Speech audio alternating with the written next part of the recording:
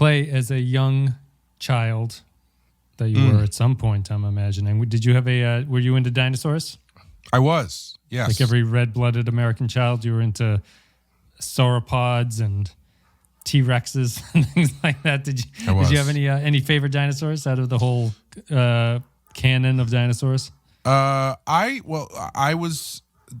Dinosaurs were probably the first thing that I got into that predicated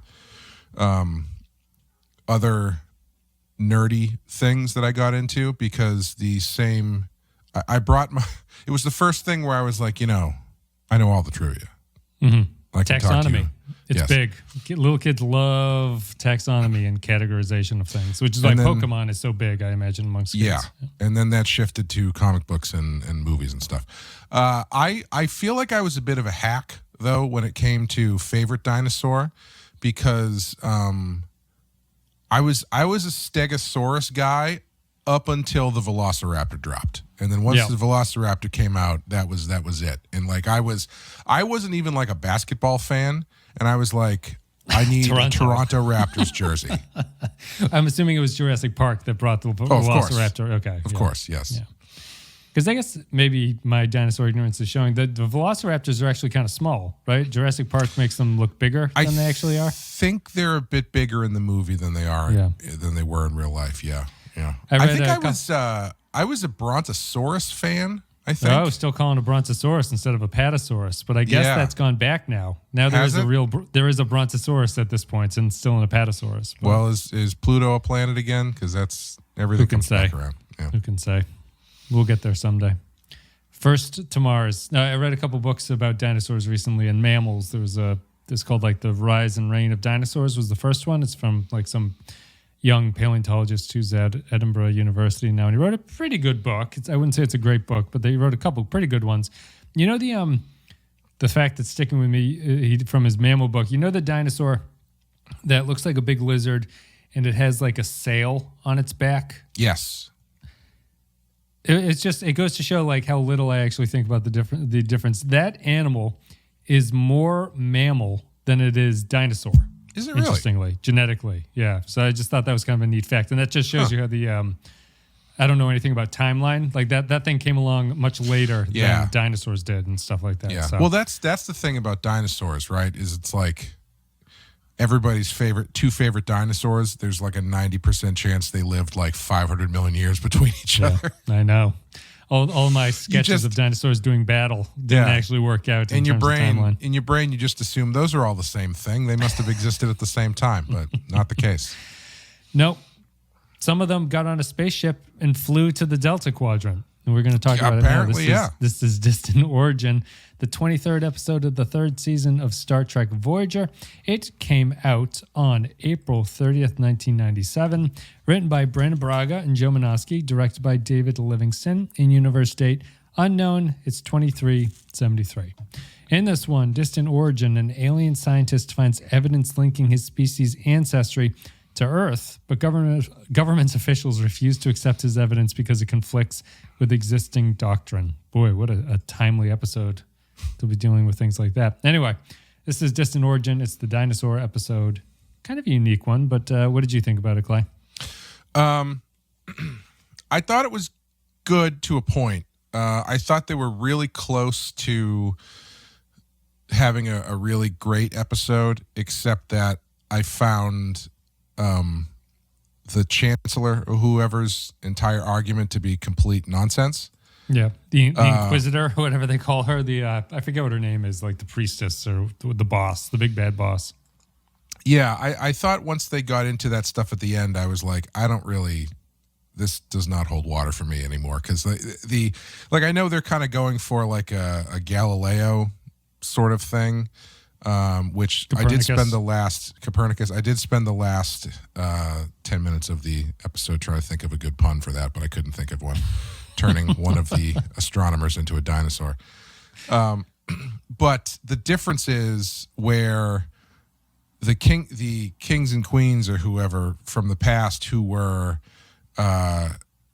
threatening Copernicus with death, they were doing it because what he was doing was blasphemous and went against an ethos that they all believed in and thought controlled everything. Yep. Whereas what this Inquisitor person is doing is not based on anything they bothered to explain. Like it's just we don't like that idea because that goes against what the books say. There's no like. Sorry, how's that different from the church? I guess. Well, but there's no like. I could not see how this would change anything. Oh, whereas if Copernicus or whoever is saying what they're saying, if they believe this is going literally against the will and of God, which deserves a punishment of possible execution or whatever, that's one thing. But this is just like, no, we don't like the way that this sounds. And also, her whole argument was I thought Chakotay at the end was 100% right, and her argument was silly because she's talking about how if what you're saying is true, then we have no legacy, and it's like you've been here for 400 million years. Yeah, they're not. It's not like it's been 6 months. You know, like what is legacy if not existing somewhere for 400 million years? Yeah, I would agree with that. I think that I find it to be, I guess first and foremost, and we can get back to the point, I thought that this was probably, in my opinion, like maybe the best episode of the season so far. Yeah, I would probably say that too. Yeah, it was. If not, it was pretty close. And for the maybe since like Tuvix, it's been the first Voyager episode where I actually felt some kind of empathy for the characters that were involved. And I actually felt like, sort of bad for, I think his name is Gagan or something like that. Not the Godzilla villain. I think it's pronounced Gagan. I think that I thought that maybe the flaw about the ending is that I thought it was almost too closely hewing to the Galileo and Copernicus trial, really, which is like, you have a church and the church is standing for this thing and this guy's findings are sort of going against what the church says. I just thought that I thought that I appreciated it and I found it a watchable Voyager episode just because I felt empathy for the character, which was very unusual in a Star Trek episode. Yeah. And I felt like this one also did something unique outside of that, like on a technical level, it does something that I think only like one or two other Star Trek episodes have done to this point. And just like those, this one can't go all the way with it. But we talked about this. I don't remember what the TNG episode is, but there's one where Riker is captured pretending to be an alien on a planet. He gets like injured and he's brought to a hospital and they figure him out. And what's novel about these episodes, and I wish Star Trek did it more, was it's an episode that's told mostly from the point of view of the aliens that are running into the Federation. And I thought that that's like a really unique and good way to like give your actors a rest, and it's a way to like bring in other actors and have a different point of view about things, and you're always doing the same thing. This one does that again. It brings in Voyager a little bit more earlier than I think the TNG episode even does. I think the TNG one does a better job of keeping it seemed like the cast are guest stars in the episode. But down to feeling good for Gagan, I actually thought Chakotay was good in this episode. Yeah. I don't think it's anything Chakotay specific that makes it good, but I was like, oh, Chakotay is actually doing stuff. And this one, he's talking to the dinosaur lady. He's explaining what he thinks about things. He's making friends with this guy and stuff like that. I thought that for the first time in a long time, this was the first Voyager episode that I was like, wow, this felt like a competently put together thing that is maybe not super novel, but it was well done, I guess, would be the way to say it. Yeah. Yeah, I think there's a couple things where like, the whole issue with them going onto the ship and being invisible and then setting off an intruder alert, all that stuff was like, this could have been solved if they had just talked to them, Yeah, that's another one of those. There's really no reason why they couldn't have just talked to them. Well, they are bigoted against mammals, as they say, and he kind of regrets it later on. He's like, but his whole many bad things. His whole thing is that he's looking to reach out to these and find. I I guess I think that's thin, but sure. But yeah, I thought I thought that stuff was really good. I liked the bit of betrayal from the one dude there who's definitely not dating that guy's daughter anytime soon. No, he takes back his "you can fuck my daughter" conversation with that guy immediately. Yeah, his little postdoc who's been studying with him betrayed him, unfortunately. Yeah, but I thought it was pretty good. It was I think in this one you have to bring in. I think they picked a good time to bring in Voyager because I don't know how much you can really get out of the story without them meeting up with Voyager. You know. Yeah. Although we do learn that Voyager's apparently just been leaving trash all over the galaxy. I was curious. Do you remember whose bones those are? No idea. I think, and I'm only going off of this of like the loosest of interpretation, but I couldn't figure any of that out about where the bones came from, and I guess it's Hogan who died on that planet with the monster, which I don't know if they ever state that because they don't identify his badge. All his badge says is Voyager on it, so I don't know. But yeah, they're leaving trash every which way. I was surprised. I thought they were just going to find them by the breadcrumb trail of shuttlecrafts that they had left. Yeah, right. Just finding bits and pieces of everything. But that was actually another thing that I really liked was the.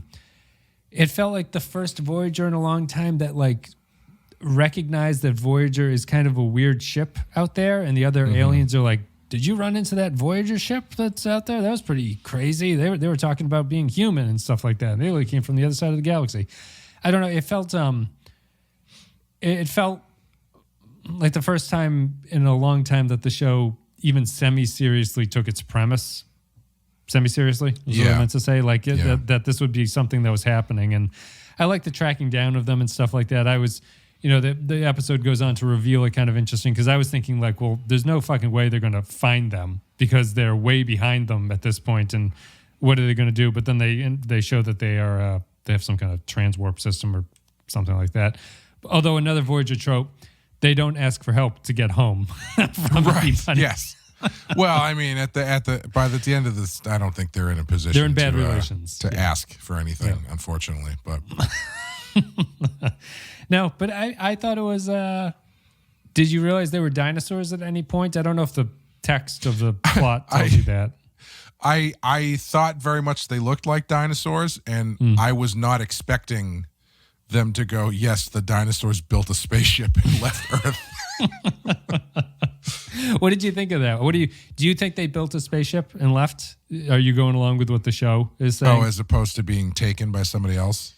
I was assuming they got abducted by real aliens and somehow ended up out here. But I mean, the show goes out of its way to say that they developed a city that's under the water, which feels like it's a something that I think in the 24th century we probably would have found their underwater cities by now. Oh, was that what they were trying to say? I thought Chakotay was just saying that as like so much time has passed that anything that you would have built is probably under the ocean or under Oh, that's what he's saying, but I thought he was really suggesting that they had developed cities and technology at that point, and it was just lost to history. It's kind of like that Joe Rogan thing about like the lost societies. Like there's people who believe that there's like ancient civilizations that are so I love beyond that us, stuff. so we just can't find them. Yeah, I think it's preposterous, but I think I always find that stuff very fun, very interesting, and very fun.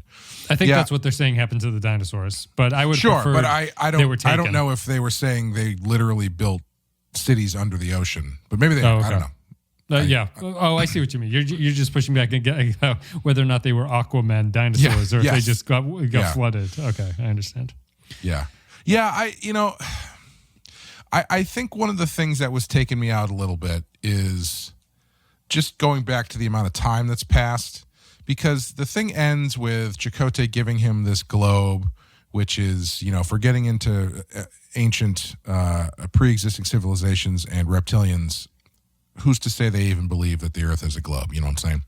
Yeah. But at the end, he's like, I swear eventually my people will think of this as our home. And I'm like, why? again, it's 400. It's a long time. It's not like, I don't know. I don't. Are you just saying like who cares at this point? Yeah, where you came from? like it's interesting to a point, but like I don't think about how humans all evolved out of Iraq or wherever they say the first humans came out from, and I'm like, that's one day that will be my home. It's just right. Yeah, it's too far removed for it to really mean anything other than to be an interesting bit of curiosity and science. The science is interesting, but I don't know if that's a hard sell, I would say, for those people to be like, no, 400 million years ago we came from this planet. It's like, yeah, cool, great. It's kind of Battlestar Galactica, right? Because that's the same. That's the same idea. It's like Prometheus to an extent as well, and it's like it's a really interesting idea when you get into.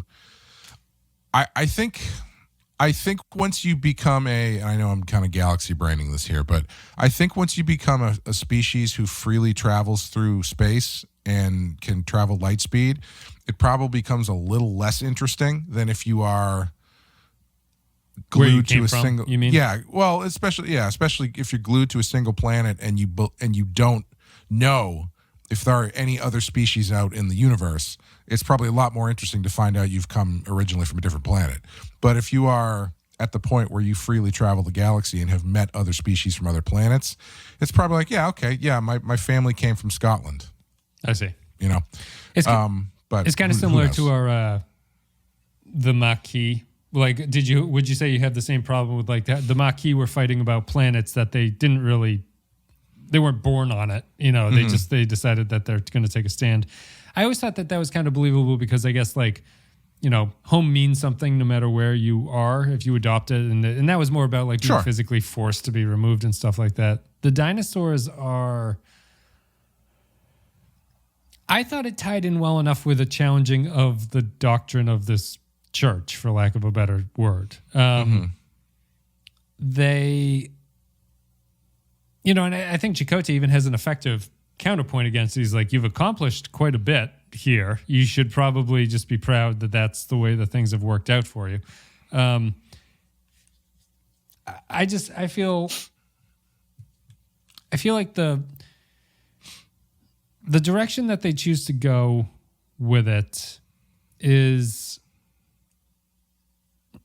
it's effective enough for me. I guess that the dividing line that I would ask you about is like, so in that case, which would you rather have? Would you rather have this episode that is about the dinosaur aspect, or just an alien without the dinosaur aspect pushing back on the church of their planet? You know what I mean? I think it's one of those weird episodes where I feel like you need both of them. I feel like it wouldn't have been a very good episode if it was just a random alien that's on a planet acting like Galileo, and he's like, he's basically questioning that his planet goes around the sun that they have, or the star that they have. I would have been like, this is kind of silly, or like, this is too much of a carbon copy.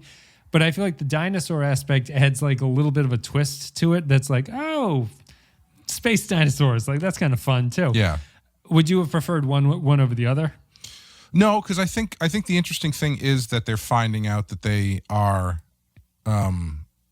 related to another species from a different part of the galaxy. That part is fun. I just think that the thing they're pushing back against isn't really that strong, because ultimately at the end, the only thing that she has to go on is this talk about, the legacy of their people being blah, blah, blah. It's just not really, it doesn't, they're coming down really hard on something that ultimately doesn't matter that much as for what they're, what she's pushing back on it for. Yeah. For the reasons exactly what Chakotay's argument is, where it's like, you have accomplished a ton of shit. You are an amazing civilization or whatever. And her response is really only like, well, it tarnishes our entire legacy and makes everything a lie. And it's, well, I mean, is your entire people based, if your entire like ecosystem, belief system, and like laws are based around the fact that you are the only existing dinosaur people in the galaxy or whatever, then sure, maybe, but they don't really get into that at all. It's just, I think it's doing they're not being specific, and I think they're kind of using the parallel of the Galileo thing as a device without actually using the meat of why Galileo and Copernicus were branded as heretics. I say. Yeah. I would agree on the I would agree to the extent that it feels like the way that they're copying the Galileo story or the Copernicus story is semi-obvious to the point where it's not really necessary for this plot to add anything to it. I guess I fall more into the I guess I'm surprised because I find it very church-like. Like I find the pushback is not so much against like it goes against like the sort of, because I find it to be kind of the same thing. Like as far as I remember, Copernicus and Galileo were basically like, because it's not even mentioned in the Bible or anything, right? It's like it was just common knowledge that, or they believed it to be common knowledge that the sun went around the earth, and I don't know why the church would care about that. You know, I don't know why the Catholic Church thought that was something important that they should take a stand on, and that willing to be proven wrong is a big deal. Maybe they did say something. I need some of the religious scholars of our listenership to chime in and explain to me why that's the case. But I don't find that to be any more absurd than these dinosaur people going like, no, everyone else is beneath us because we're space dinosaurs, and space dinosaurs are the best, and rat people are not anything cool like us. We're space dinosaurs. Haven't you seen?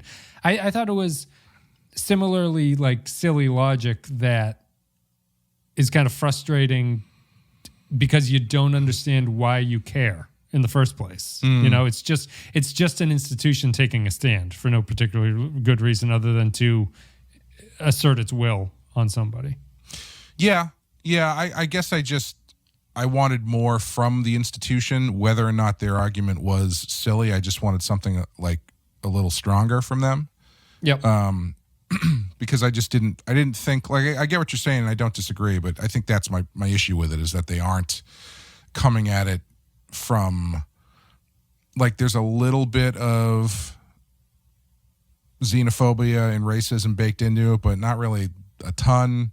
They just kind of go like, mammals, what? But I don't really get that they feel that they are objectively superior to a lot of other races or anything. Because I mean, that's the one thing. That's the racist Lovecraft angle you could take with it. There's a story, I can't remember what the Lovecraft story is, but it's one of the more thinly veiled racist stories that he wrote, where it's the only ones I like. Where his I'm probably going to screw this up, but basically he's looking back at his family tree, trying to figure out where he's from, and this character discovers that his grandfather, I think, had a really peculiar wife that nobody ever really saw or talked to, and that people thought that she was a witch or a monster. And what it turned out is that his wife was actually a giant blonde ape.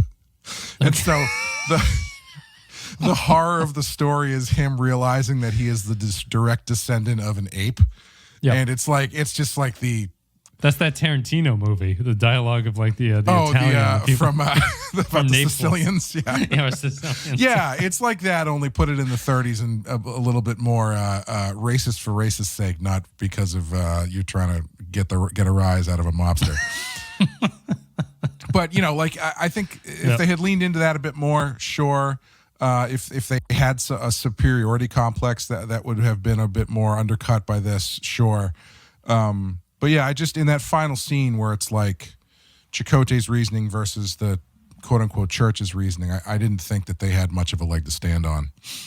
Did you, the Sicilian thing is going to be, did you see that there was a story, a COVID study came out that suggests that the people who are super susceptible to COVID, and like fatally so, tend to have higher proportions of Neanderthal DNA in them, which I was like, Yeah, I was like, that's a really interesting finding that I'm sure no one is going to have any kind of political commentary about, but that would kind of make sense, and it's kind of interesting because some of us do have more Neanderthal than anything else. But yeah, anyway, because I find the dinosaurs to be pretty racist, I guess. Yeah. I think that it's tough because you don't see them interact with. Well, even then it's tough because, I guess the scientist might be different. The scientist goes out and talks to everybody, apparently. He's hopping around to bars and saying, like, have you seen Voyager, and talking to people like that. The city ship seems to be less so, and though their technology implies that they don't really interact with other races at all if they don't have to. They have cloaks and they don't bother talking to them. This is apparently the only time we're going to see this species, which is surprising to me and kind of a letdown. You feel like they could pop up in an episode because of their abilities and their technology and be around. But I guess going by the ending, that's not the case anymore, right? They've decided that they're not going to do that, and Gagan is not going to be able to do anything like that. They do the Star Trek Discovery thing where the Voyager flies away, and then everybody on that planet is like, we can all agree never to talk about this ever again. They all shake hands, and that's the end of it. Yep. I think the thing for me is it was triggering the way that I look at a lot of these conspiracy theories, like the flat Earth thing or the reptilians is kind of a big deal. But there's so many of these things that people go so hard on, where ultimately I'm like, great, let's say you're right. Who cares? Like, what does this change? Like the Shakespeare authorship thing. It's like, okay, great. Somebody else wrote it. It was 500 years ago, and the plays are still good. Who gives a shit? Who wrote it? Yeah. You know? Yeah. I guess maybe we just disagree about, because it's like, because I guess, like, it's like, I guess it's like finding out that right now that humans share chromosomes with Neanderthals or a lesser species that existed 2 million years ago or something. It's like, sure. Yeah, cool, but that doesn't affect me at all now, Yeah, I guess. Maybe I don't know. Is there like a sect of white supremacy? You would know this. Is there a sect of white supremacy that... Hold on, let me show you my tattoos. Is there a sect of white supremacy that believes that white people are not born of Africa, right? Oh, I'm sure there is. Yeah. That would probably be but that would be very catastrophic to them if you managed to prove to them that was not the case, right? Sure. It destroys their entire argument, really. Assuming they believed you, yeah. Right. And maybe you could have gone there with this story, which is that like they just... Because here it seems much more like the church is like, you've told the truth and you need to shut the fuck up. Like that kind of thing. Like they don't push back in a religious sense of being like, no, this is not the case because this book says that that's not the case. And so maybe they could have gone somewhere with that. But I find it,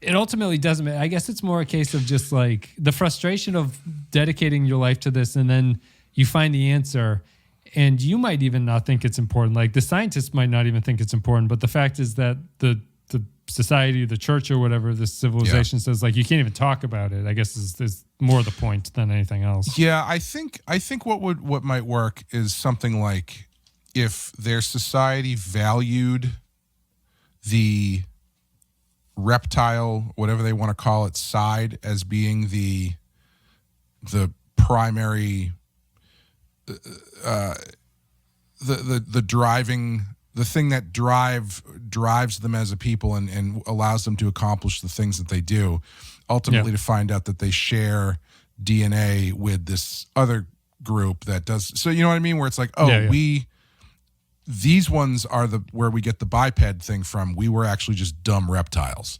Should they have Should they have done like the Flintstones thing of insinuating that dinosaurs and humans lived together at a certain point in human history, and we rode them around, and then they took a spaceship and they escaped? 400 million years ago, my ancestor was nothing but a beak on a record player to you, and now look at us. Pushed off this world by men who drove their cars with no shoes on. My great grandfather was used as a telephone. Used his ribs as a xylophone. Struck the same note twice.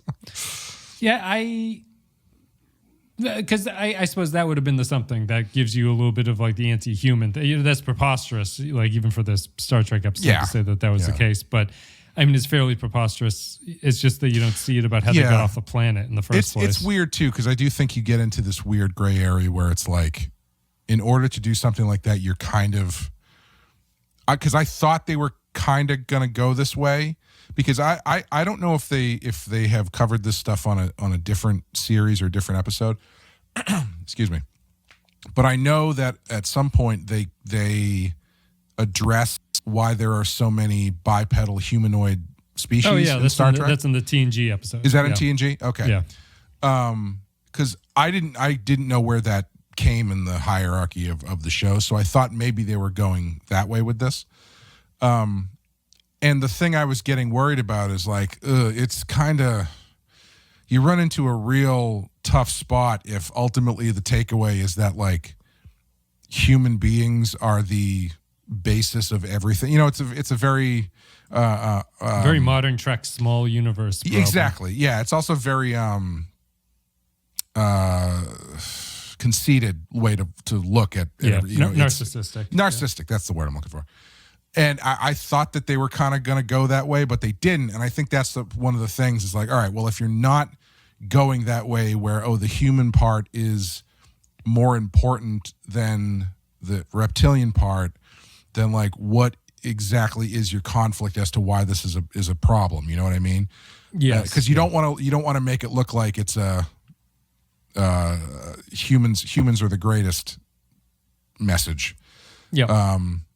So it's I can see why could get a little dicey as far as how they want to tackle this stuff.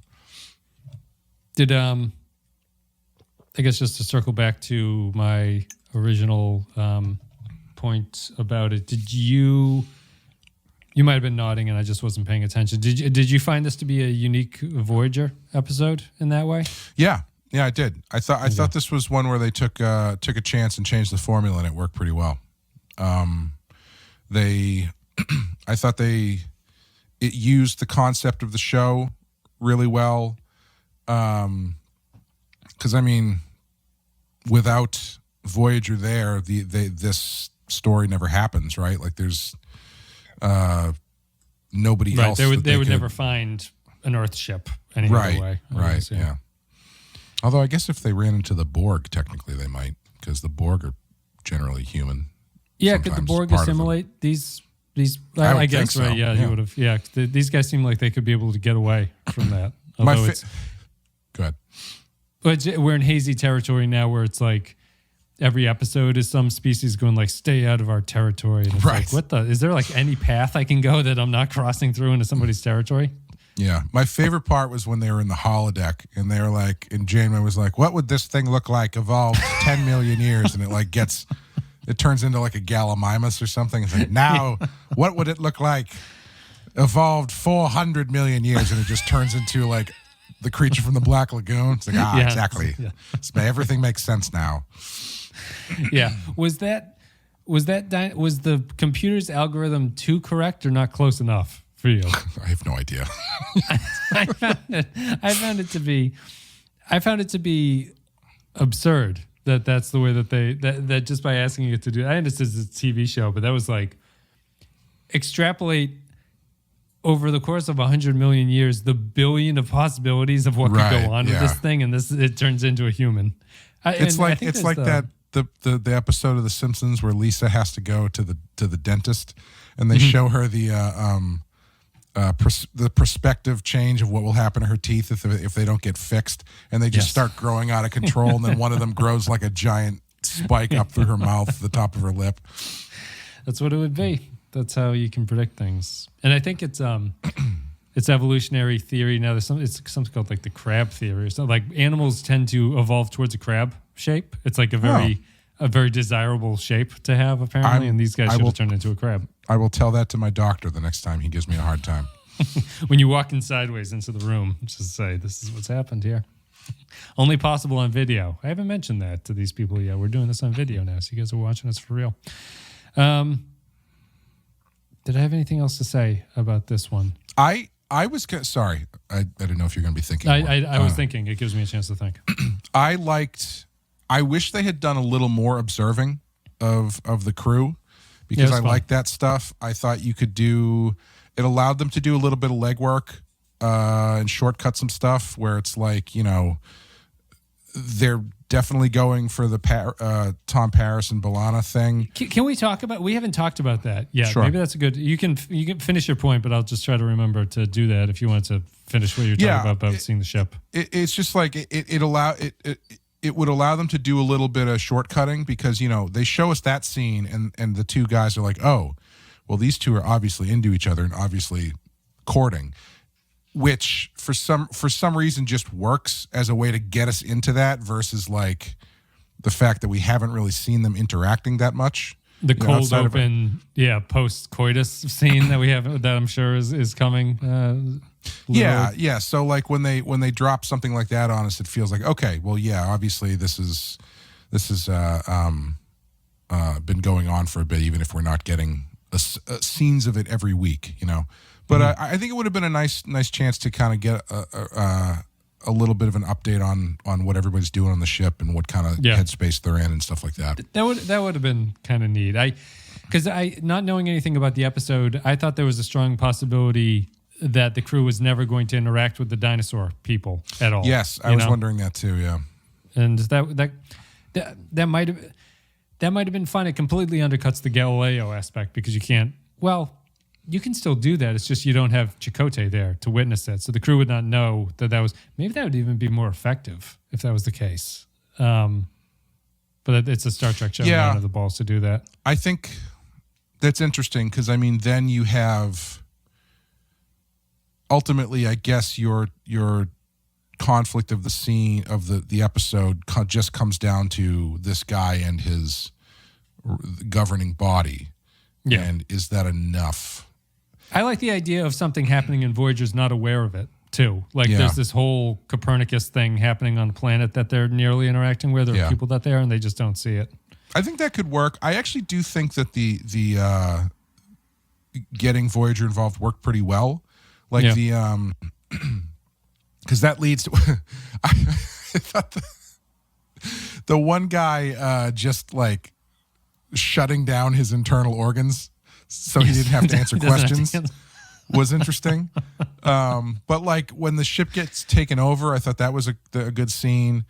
When they get like beamed into the big dinosaur ship, beams them into their and then ship. They just start showing up, and I like the scene where Janeway is facing off with the other captain, and Paris is trying to fire the photon torpedoes. I thought that was filmed well. I don't know. It was. I wouldn't even say it was filmed well. I thought it was unique looking for how they did it. But yeah, and Janeway. I don't think Janeway acted embarrassed enough. She's like, "Fucking fire, Tom." Right. He's like, "I can't do it." She's like, "Shit."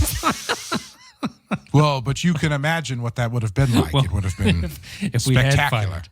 You would be completely wiped off the face of this nebula. Yeah. So Tom and B'Elanna. I guess this has been hinted at prior. Now that I'm thinking back, there's like the Memento type flashbacks here where I'm like, I see them like talking to each other in every episode for a couple strings of episodes now. Mm-hmm. Is the show? Is this something to like? Are we to pay attention to this, or is this just kind of the show writing the two characters together? You know what I mean? Like, do you sense an intent on the show's part? Well, I don't know, because I mean the big move in this direction came in that Kess episode where she was Benjamin Buttoning herself, right? And so I don't know if Sorry, the big move between Tom and B'Elanna? Yeah, like that's the one where they really lay the groundwork of them getting together, because in that one they were actively together. So they were actively together until she got killed. Torres gets killed during the Year of Hell. Right. And so I don't know if that's kind of where they really staked their claim that these two were into each other. I think before that they were kind of tiptoeing around it maybe, but it seems like since that Kess episode, it's like, all right, this is what we're going to do.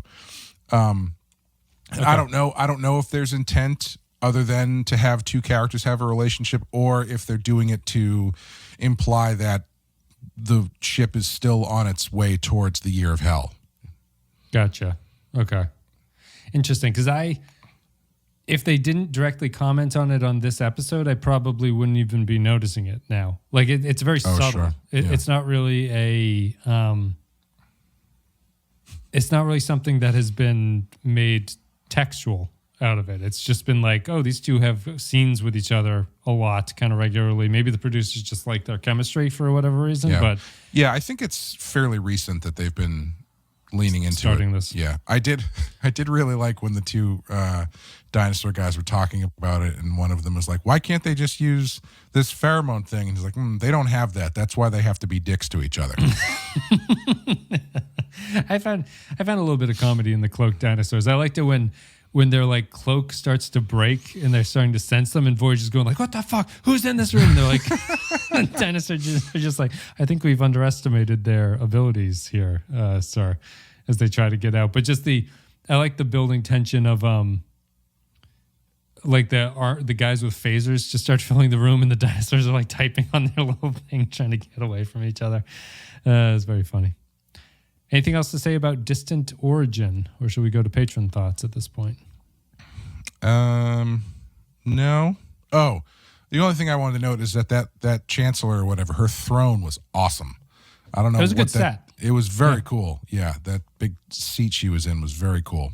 Kind of a Star Trek-y version of the Emperor's throne room in Star Wars, I guess. But maybe that's just because anytime you have one chair in the middle of a circle room, that's what you think of. I thought they were good too. I was actually relieved at the end. When Chakotay started talking, I was like, oh no, the show is going to have Chakotay convince these people that they're wrong. And fortunately, it didn't work out that way. And I thought that was very effective of the show. But I was very concerned knowing Voyager. I was like, Chakotay is going to talk his way out of this. He's going to say something. And it would make no sense because these people don't like him. They're racist towards him, and they don't believe that he has anything to say. And he's somehow going to convince them otherwise, but it doesn't. It turns into a nice scene where the female chancellor or whatever gets to say, like, I'm going to fucking execute all these Voyager people, and the dinosaur doctor has to say, don't do that. I'll give up.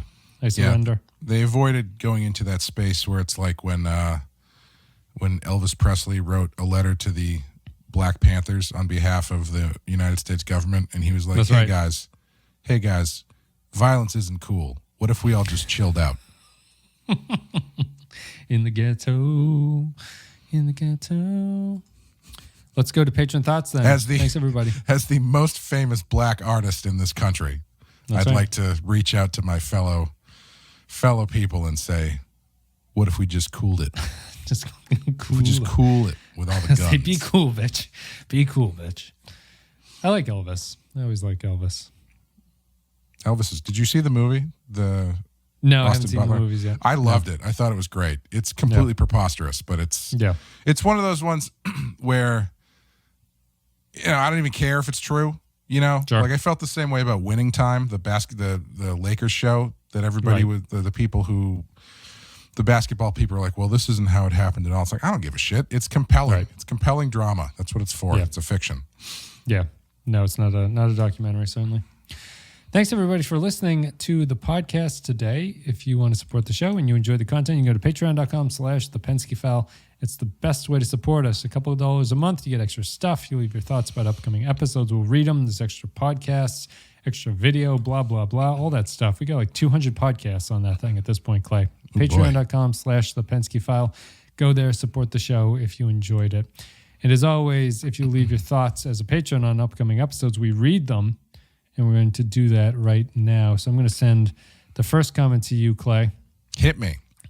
This is from Kyle Parisi, which took me 5 minutes to understand why he has changed his name to that. But do you remember, Clay? Do you remember? I'm sure you do. We made a joke about like a Ramon-style band. Yeah, for the Parisi Squares are our band.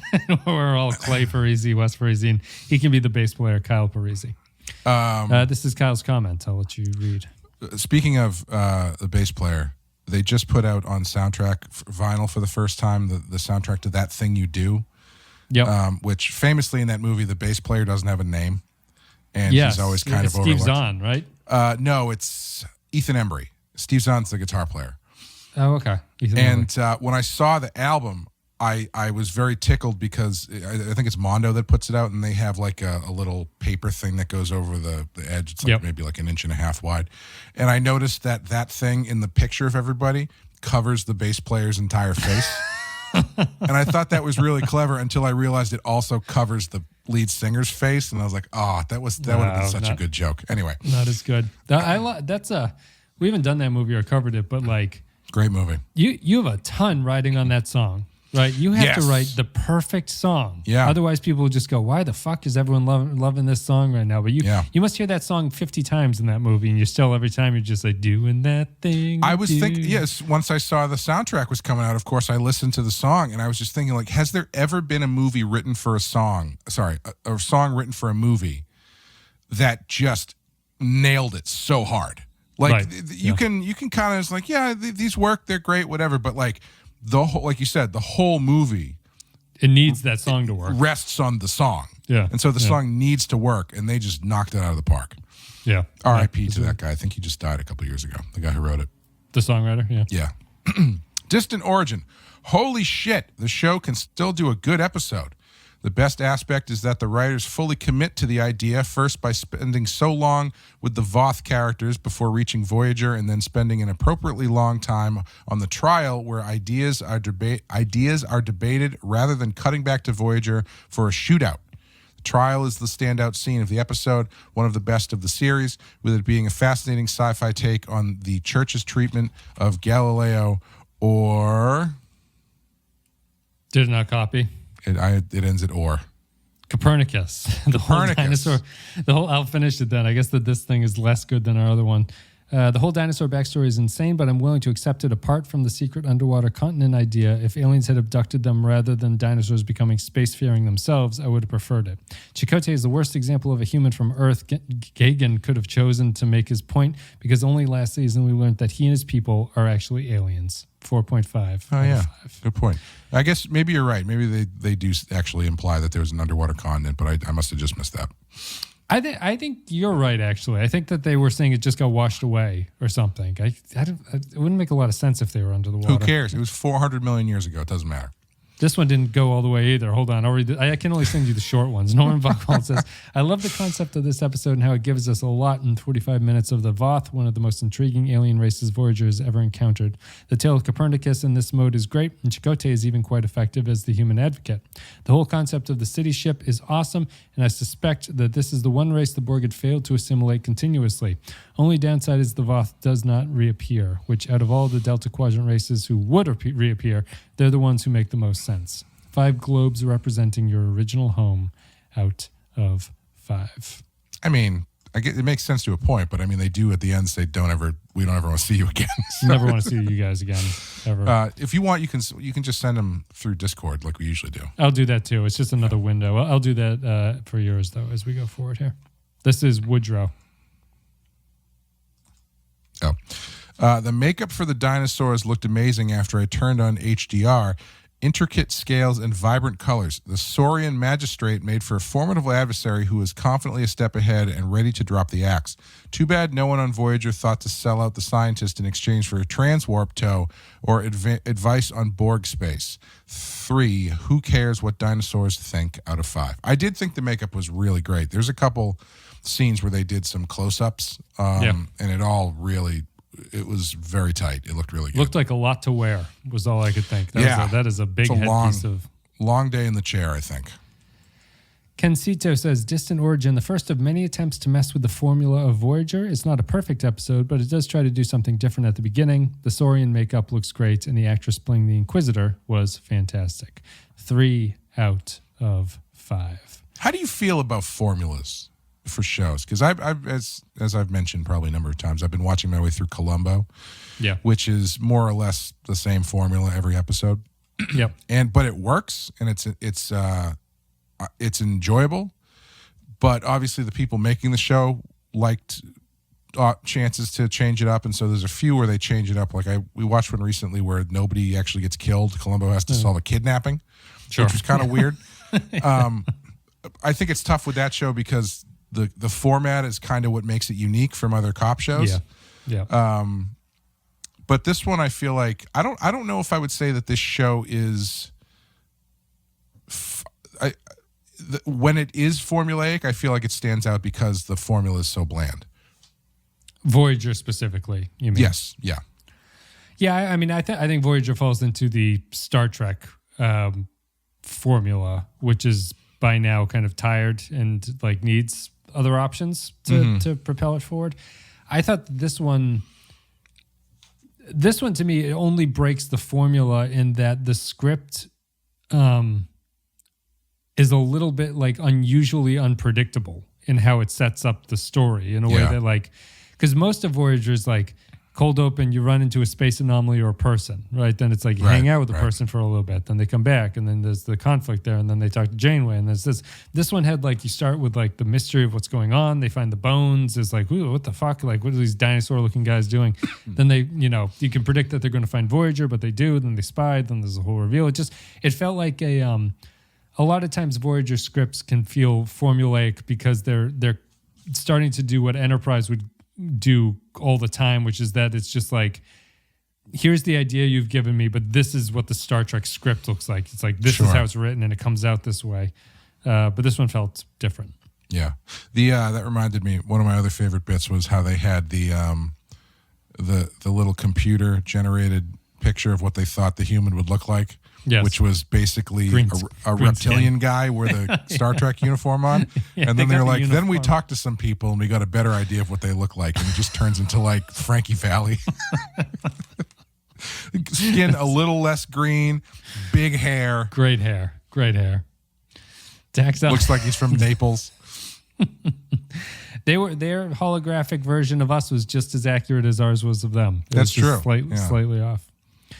Tax Owlbear says, Distant Origin, I can't believe my boy Hogan makes another appearance, even if it is only a bunch of skeletal remains. But let's be real here. The dinosaur guys have to be the lizard baby descendants. Well done, Janeway and Paris. Oh, yeah. They could be. Poindexter G with Distant Origin. Distant Origin. I remember the ads and promos for this episode when it originally aired. A Star Trek Voyager episode of Jurassic proportions. They really tried promoting this episode heavily. It's really one of the best episodes of the season, taking a look at the battle between science and doctrine. I'm curious what anyone watching it because of the advertising blitz thought of it. While it has dinosaurs, it's really a very thinly episode. Does he mean timely? No, well, it has dinosaurs. It's really probably a very like thin. I would assume they mean it's a thinly used aspect of the episode that they're dinosaurs. Sure. Which I don't even know if I agree with that. Matt Ross says, Distant Origin. A good use of prior episodes from the dead engineer to other races Voyager contacted. This is an interesting story dealing with dinosaurs that somehow developed an advanced tech and just up and left Earth. Okay, that makes no sense, but it's still a fun idea. The story's bigger issue of religion versus science and those in power who will do what they can to remain in power, even at the suppression of the truth, was also on display. Good thing they can translate English words to find and pronounce the name Voyager. And look how quickly Chakotay, again, just sidles up to those who are probably not in his best interest. So, still, 4 dinosaurs out of 5. So, like, I think one thing that might have been interesting is if part of what they had discovered, if the understood history of these people was that they were always a smart, spacefaring people who came to this planet however many years ago or whatever, and part of what he discovers is that they were actually abducted, because then that kind of like undercuts the entire belief of where they had come from and the things that they did accomplish. You know what I mean? Because then then the people in charge are like, well, no, because that means that we were just stupid animals that were stolen from a planet and brought to, you know what I mean? That kind of thing. Where it undercuts their own sense of accomplishment and stuff. Yeah, it's a little bit of a slave trade metaphor there, right? Because it's kind of like a stolen from home and brought into a different culture that destroys your culture. I don't want to go too far into that as being a metaphor, because the point I'm trying to make is that they were dumb animals when they were taken.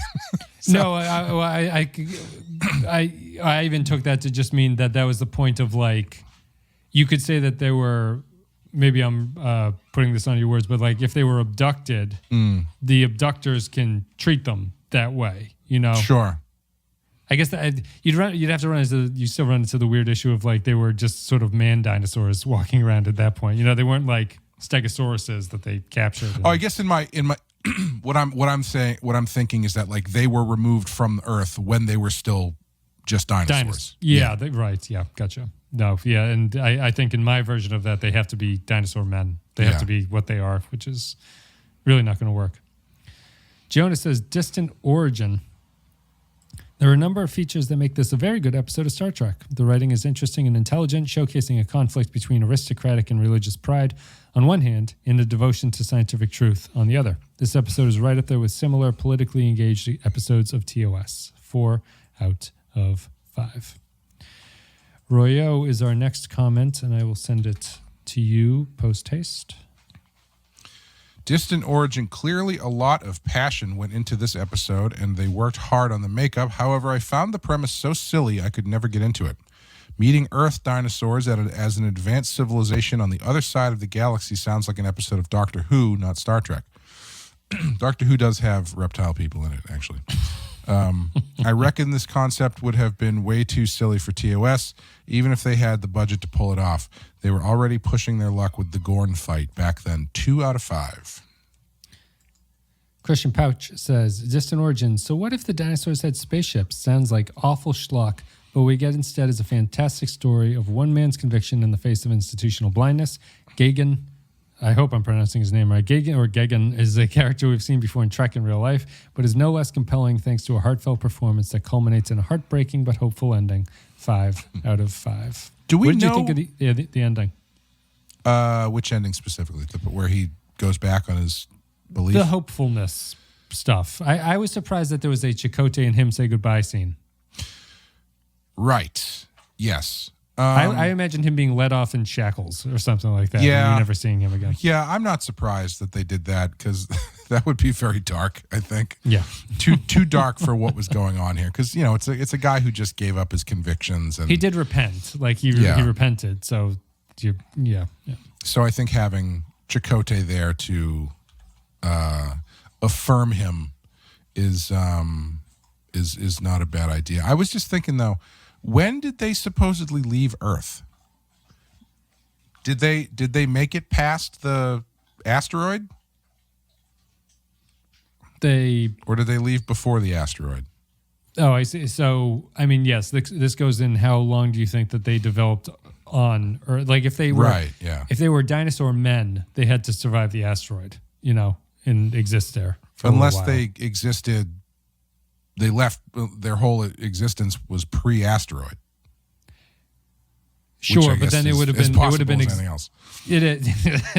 Yeah, I guess then you're saying that they lived amongst I guess it would be like humans living along chimpanzees. Like they would have been living with dinosaurs. Right. Yeah. You know. Yeah. Maybe that's true. Maybe that's what they were saying. I don't know. This is dialing up Star Trek, and I just sent you the comment. Distant origin, a.k.a. Galileo in space. Suppressing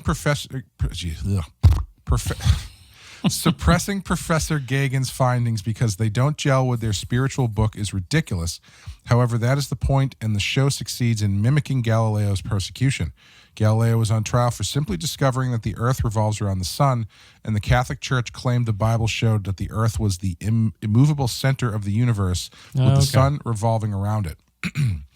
I don't buy Chakotay's explanation for why Earth had not discovered their species yet. With all of Earth's technology, wouldn't they have explored the ocean floor more? Well, I don't know, because don't they say that we've explored more of space than we have of the ocean? Yeah, and why, once you're out in space, why go back? Who cares about the water? I know. So it's on the floor. Who gives a shit? It's like the old peanuts and popcorn of the Earth. That's right. Galileo's research was burned, and he was put under house arrest, so I would have had Voyager escape and the Voth be a recurring enemy trying to destroy any evidence of this heresy. I give this a 3 out of 5. Please explain how him hibernating would protect him if he thinks they're going to hurt him. Yeah, I don't mind them not coming back, because I think that makes more sense to me than if they were, I don't know. What else are you going to get out of these guys, you know? No, it fits their characterization. And the way that it ends, it only has to go that way, that they don't continue to look for other species. And as far as him hibernating, it's just a defense against interrogation, which is really the only defense you ever need. Changeling says distant origin. That's why everyone who survived in Vietnam in those cages, they just pretended they were asleep the whole time. It's the same thing I do when I don't want someone to sit next to me on the train. They can't play Russian roulette if you're asleep. That's a good point. Perfect. Perfect defense. What are they going to do? Pull the trigger for you? Defeats the point of the game. That's no fun. Yeah. Distant Origin from Changeling says, this episode could have been great, but it fell just short. Would the animosity of the minister make more sense if it suggests that they were picked up by aliens to be put in a zoo and they just outlived them, instead of suggesting that there is some dinosaur Atlantis somewhere on Earth? Also, I am not a fan of religion versus science episodes. They just make the villains one-note and over-the-top evil to the point that you question why people took them seriously in the first place.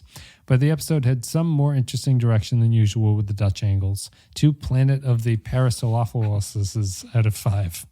Yeah, I think that's what I'm keying into as well. Like it's not like they were taken away and then when they were underdeveloped and then became this species. Like they evolved into a spacefaring, supposedly, spacefaring civilization before they left Earth. And so like if it's just like, yes, before we got to California, we stopped in Texas. It's like, great. Who cares? Yeah. You know, we still made it to Texas. I would agree with that. I think that they should have set them up as they were just taken from Earth as dinosaur people or like dinosaurs, and that this is the way that they evolved. This is Groppler John Zorn with the comment that I just sent to you. If dinosaurs and spacemen are cool, how cool would dinosaur spacemen be? There is actually, now that someone mentioned it before, there is a Doctor Who episode called Dinosaurs on a Spaceship. Turns out the only way to screw up that much 4th grade Toy Story street cred would be to make your dinosaur spacemen religiously intolerant anti-science zealots. Mm-hmm. Though the faux science is flimsy and the plot is amongst the preachiest in all of Trek, both Beltran and guest star Henry Warrenitz turn in solid performances. Ultimately, it's a reasonably entertaining episode as long as one doesn't think too much. 3 out of 5, and a reminder that none of this would have happened without Neelix's bad judgment. R.I.P. Hogan. Yep. That's the same thing. That's the same thing I wrote on a big piece of poster board the first time Hollywood Hulk Hogan fought the Undertaker. Come on, brother. Jaron Hatch says, pop the champagne cork, everyone. Voyager finally remembered to make an episode that's about something. It may be silly and didactic, but it's nonetheless fun and well executed. I always enjoy the episodes that give us an alien perspective on our main Starfleet characters and think they're fairly underutilized subgenre in the greater Star Trek pantheon. It also makes for a fairly good sampler episode for a newbie trying to get an impression of both Voyager and Star Trek as a whole. Any of the Treks could have done this, but it fits particularly well with Voyager. For flawlessly perfect and instantly generated evolution extrapolation algorithms out of 5. I know. They say, what is it, like the chance that human life evolved the way, it's the They do it in all good things. The chance that human life evolved the way it did is like a 1 in 15 trillion or something like that. Yep. But, not too bad, not too big of a calculation for These the holodeck. These are very powerful computers on the holodeck. Yes. Artorius says, distant origin. So this is a Star Trek Voyager's version of Tennessee versus Scopes. Looks like, is it Scopes? I guess it is Scopes. Yeah, it looks like Voth lady wants to stay in power, but given this distant origin theory, you would think that they would use it not only to lay claim to Delta Quadrant, but the Alpha Quadrant as well. But that would be power-hungry dictator actually using their brains. Guess the Federation is lucky. But you could definitely see the wheels turning for the Voyager crew. Give humans another 20 to 40 years and they will give the Voth a run for their money. Section 31 is definitely working overtime on this one. 4 retracted theories out of 5. Were you surprised that Janeway wanted to barrel through that unknown anomaly or whatever the hell they were talking about when she was like, how long would it be if we went around? She's like, it'd be an extra 3 months. I mean, if you're there for 75 years, who gives a shit? Go around it. That was the same they had in that other terrible episode where they invaded that space of those like insect ships, those little tiny ships that chased them around. That was the same argument. It's like, fuck them. I do what I want. Yeah, I mean, I guess if you just keep adding 3 months here and there to your trip, eventually that's going to turn into years, so... I think the problem is they never ask. They never say, like, do you mind if we cut through? They're always like, should we do it? She's like, yeah, we should do it. It's like, just ask them and people maybe won't have a problem. This is Patrick Seba with Distant Origin. History's fun when it starts up the story, and I love this silly rendition. Urban the Eighth in Hadrosaur Glory said Anklio Florentine's mission. Nicely the done. only missed score for this metaphor, the Chakotay speeches were cruel inquisition. 5 missed opportunities to cast Brian Cox as opening Dino Coroner out of 5. Let me see. Is this the last?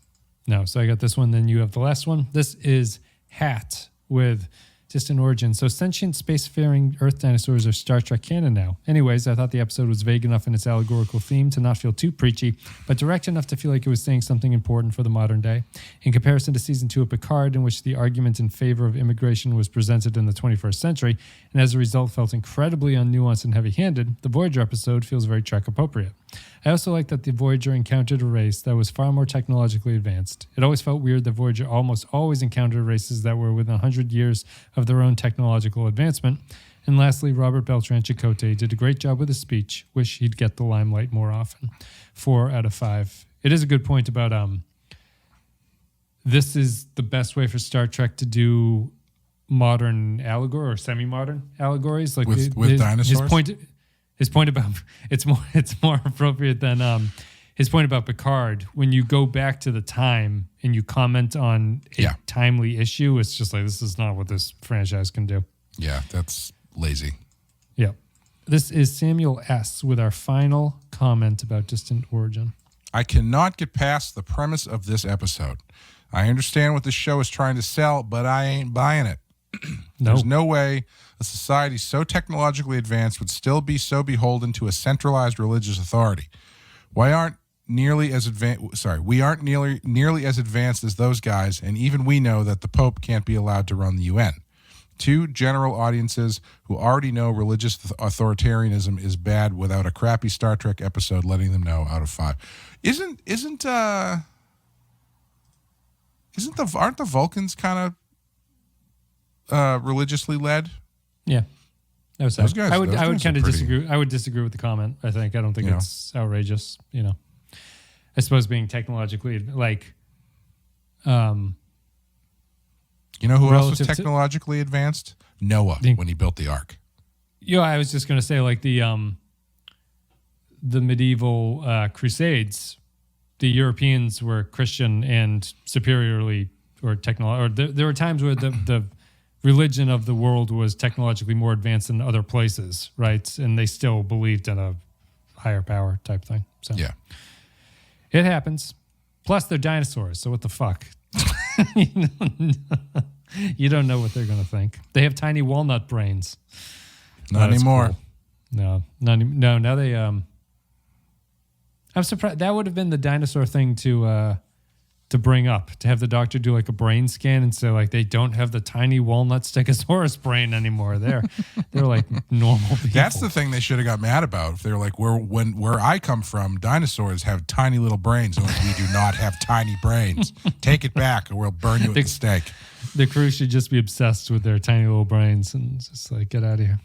Thanks, everybody, for listening to the show today. We did Distant Origin. Hopefully you enjoyed the content. You can go to patreon.com/thepenskyval if you want to support us and leave your thoughts like all the patrons did. Thanks, patrons, for leaving your thoughts. Clay, I think the patrons gave us I'm going to say this is a 3, a straight 3 from the patrons. What are you going to give this on our scale of 1 to 5? I'm going 4 on this one.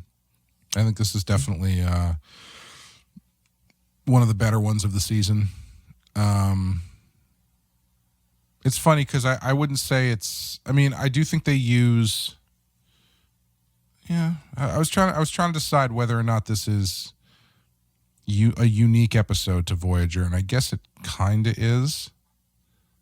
But I guess you could do this with any show where they're actually out exploring space. But yeah, I think it uses the concept of the show in a way that they tend not to anymore.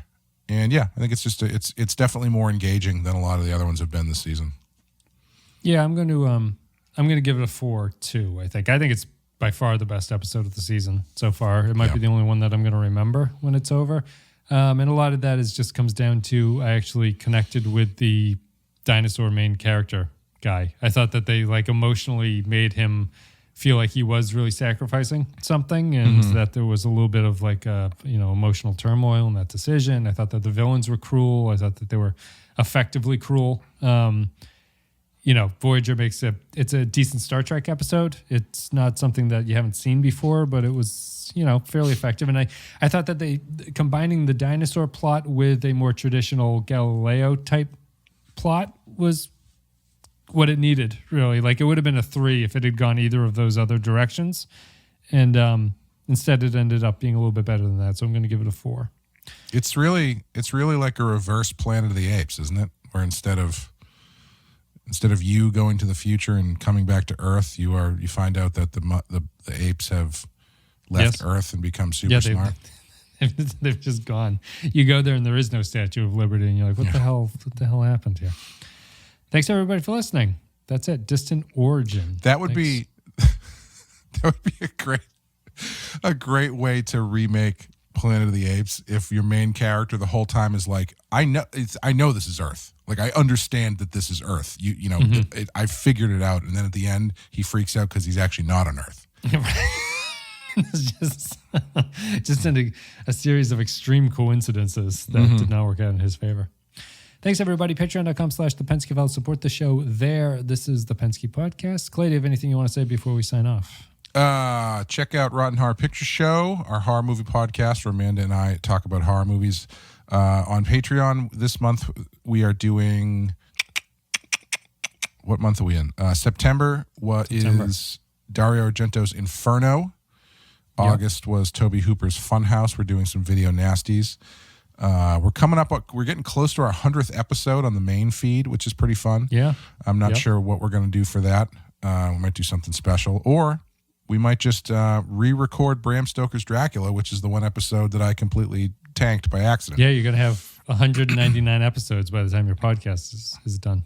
Yeah. And also Badass, Sean and I, we finished season 2 of Batman Beyond, but we did just put up, he and I were at a comic convention last weekend where we did a panel talking about Batman White Knight and the last 7 years of that, which we've put out the audio for as an episode. So go check that out.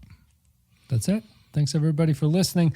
Hope you enjoyed it. And this is going to be the first episode. We're going to have a little postscript episode after this in a couple days where we're going to have a couple questions that we will answer. You guys can check that out. We'll see if this is the new thing to do. Maybe we'll start streaming the episodes as we record them and people can leave comments or questions there. It'll be like a Patreon type thing that you can do. This is a little bit of a test run. We're figuring it out. I'm still figuring out how to click all the buttons to make the cameras work and stuff like that. That's it. Thanks, everybody, for listening. We'll be back next episode with whatever it is. I closed the window. I can't see. I think it's Displaced is the episode, but we'll see. Thanks again. See you next week.